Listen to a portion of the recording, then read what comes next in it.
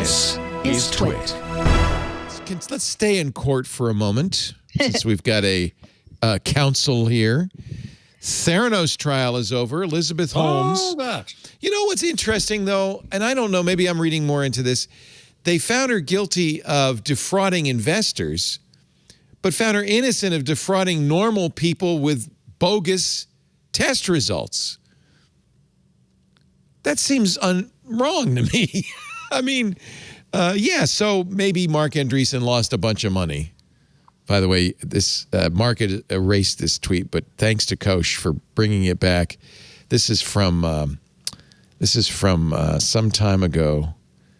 I think it was 10 years ago. Mark said, the ongoing veneration of scientific peer review is really questionable, in a promotional tweet for his investment, which didn't go so well.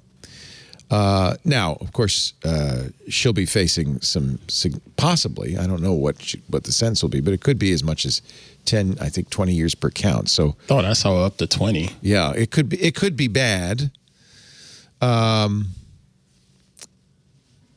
Should we celebrate this? Is this the right answer? I think it is. Yeah. Found guilty of 4 honestly, of 11 charges. I'm not celebrating it until she's in there for more than 2 years. You know, yeah. This is kind of stuff that I'm used to seeing, where the rich continue to get richer, or the rich continue to find a way to weasel out of their punishment. So, yeah. Talk to me in a couple years. She's probably going, if she goes to jail, to country club jail anyway, right? Exactly. Yeah. You know, like that's not punishment, man. Come on. But any jail, any loss of liberty is a significant deprivation. Yeah. We shouldn't be too glib about. Sorry. Cathy, you want to tackle Leo's question? I've heard an explanation, but you're a counsel. Why did the jury go for between the charges? You know, the investors got screwed over, but not the users. Yeah, I don't know the answer to the question. It's not exactly my type of law, and I didn't follow the trial closely. But basically, one of the things that might inform it is every charge has elements and different things that you'd have to prove, and it may just be that it could be technical. Some of the counts that she was charged on were easier to prove up than other ones were, which could I don't know if that is the explanation. I have seen something on Twitter that suggested that might be what happened, and that what I heard was intent mattered. That it was easier to prove in this case that she was trying to defraud the investors.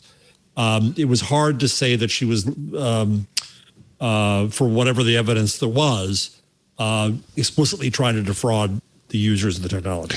That could well be. For many criminal charges, intent is a really important factor that needs to be proven up, and it may have been easier for some of these counts than others. Yeah. 3 counts of wire fraud against specific investors, 1 count of conspiracy to commit wire fraud. The other charges dropped or not guilty. Do you think she entered this attempt with a fraudulent intent, or did it go bad after a while? Who knows? I guess we don't know. Oh, that's a good point. I think the more interesting question was there's a Twitter fight happening surrounding a tweet by Benedict Evans, where I think he was taking the other way. Somebody had tweeted that basically, oh, this is Silicon Valley ethos, and like it finally got like caught. And he's like, no, this isn't Silicon Valley ethos, you know, this is more particular. And I think there's an open question of whether, you know, to what extent, because we talked about this earlier with like innovators and followers, that at a certain point, I think there's just such a gold rush mentality towards, well, this thing worked, so, you know, let's all have one. And if that happens, you get a lot of snake oil sales that keep getting offered. And, you know, was this a snake oil sale that went bad? Was it bad in any particular way? Or, you know, is this kind of what tends to happen and only this person got caught? And I don't know the answer to that question, but I do know there's a lot of snake oil, and, you know, people probably lose money chasing it. Evans was responding to a tweet by Faiz Siddiqui, who tweeted, the Elizabeth Holmes case was perhaps the highest profile test of whether the Silicon Valley ethos taken to the extreme could withstand legal scrutiny. Now she makes history as the first Silicon Valley CEO to be convicted of a white-collar crime, to which Evans responds, I can't be bothered to go into this again, but no, telling lies is not the Silicon Valley ethos. Tolerance for failure, yes. Bootstrapping, yes. Unrealistic ambition, yes. Lying, no. This is like claiming that Jason Blair was an indictment of the journalism ethos. Okay, that's fair enough. I think that's fair. I think Ben, as usual, Ben's right. Like Cathy, she's usually right and Ben's usually right. But I think that there's a desire to say that this exhibits something about all of Silicon Valley and all of technology. It's Enron. It's a fraudulent company. However it got there, it ends up being a fraudulent country, or Lehman Brothers, or whatever that went overboard. And it's not tied to technology. It's an eternal story. Actually, so I love that's the mistake. I love his subsequent tweet. He says the interesting Silicon Valley angle on Theranos is that founders did not really participate in the Silicon Valley system, but sold, quote, Silicon Valley disruption to East Coast investors who didn't know anything about tech or bio.